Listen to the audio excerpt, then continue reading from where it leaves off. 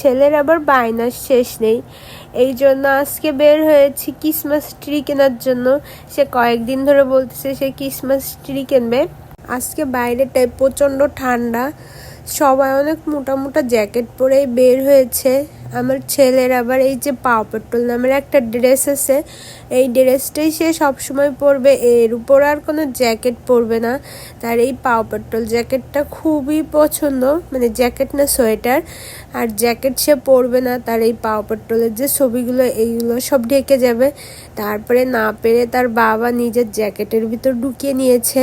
মোটা মোটা জ্যাকেট পরে তাই বাইরে দাঁড়ানো যাচ্ছিল না। আর আমার পিচ্চির তো জ্যাকেট পরেনি, তারপরেও তার কতটা সে অ্যাক্টিভিটি।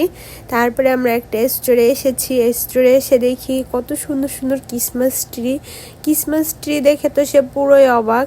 এত সুন্দর সুন্দর ক্রিসমাস ট্রির ভিতর সে কোনটা নেবে আর কোনটা ভালোভাবে সে দেখবে আর কি।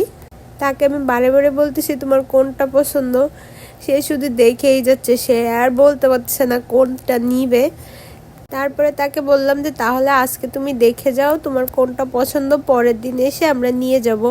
আর এইগুলোর দামও বেশি একটা না, $30-40। তুমি এখন পছন্দ করে যাও, আমরা পরে এসে আবার একসাথে এসে নিয়ে যাব। এই ছোট্টটা বেশি